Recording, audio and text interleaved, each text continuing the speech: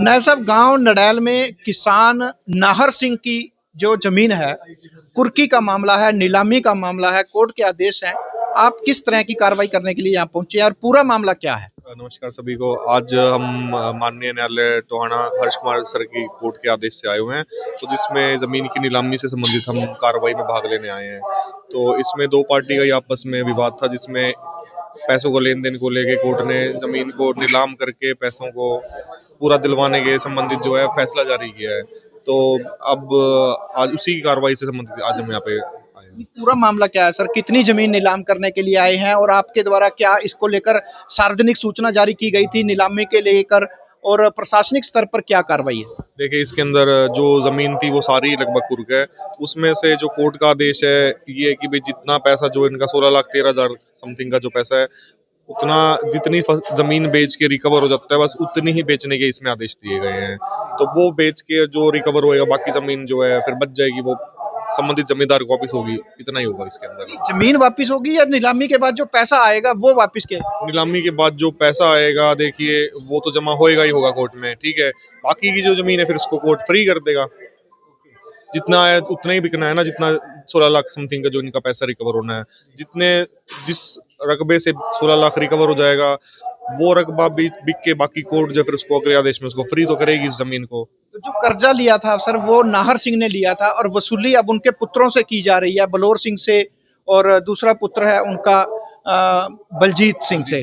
तो इन पुत्रों से वसूली करना, जो कि वो लोग इस मामले को अन्यायपूर्ण बता रहे हैं, प्रशासनिक कार्रवाई को अन्यायपूर्ण बता रहे हैं, कैसे इस मामले को स्पष्ट करेंगे? देखिए, कोर्ट में जब केस चला तो नार सिंह का लिया हुआ कर्जे के ऊपर केस चल रहा था, तो उनकी तो डेथ होगी, उसके बाद उनकी वाइफ की भी डेथ होगी, एक लड़के की भी डेथ होगी है।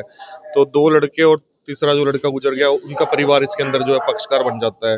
तो इनको संबंधित केस के बारे में जानकारी थी नहीं थी, वो तो इनका वकील ही करके अपना चेक करें।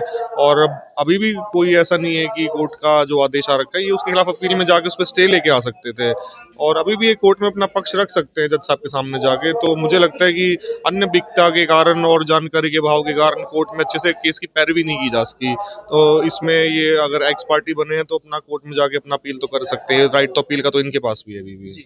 आज आप नीलामी करने के लिए पहुंचे, क्या नीलामी की कार्रवाई हुई है या फिर किसी प्रकार का विरोध देखने को मिला है, या किसी किसान संगठन की ओर से भी इस तरीके को विरोध देखने को मिल रहा है? देखिए, किसान संगठन मौजूद है पर किसी ने कोई विरोध नहीं किया हमें, ठीक है। विरोध तो सिचुएशन में होगा जब कोई नीलामी के लिए आएगा, कोई नीलामी के लिए आया ही नहीं हुआ तो किसान संगठन की हो सकता है अपील हो, या फिर लोग जो है इनके साथ ज्यादा हमदर्दी वाला एक नाता रख के भाई नहीं भाग लेना चाह रहे हैं कि किसी तरीके से मैटर जो है निमट जाए।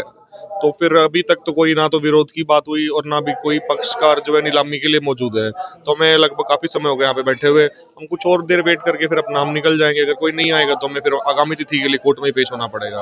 अगर इस नीलामी की बात करें तो जो सरकारी रेट है जमीन का वो कितना है, और क्योंकि जो जमीन का अभी कलेक्टर रेट है वो कितना चल रहा है? वो हम डॉक्यूमेंट देख के बता देंगे आपको कलेक्टरेट कितना है, डॉक्यूमेंट्स के हिसाब से बता देंगे वो आपको। आज की नीलामी सफल हो रही है या असफल? नहीं, फिलहाल तो भी कोई नहीं आया हुआ, हम बैठे हैं वेट कर रहे हैं। अगर कोई आएगा तो फिर हम उसके बाद देखेंगे कार्रवाई क्या होगी।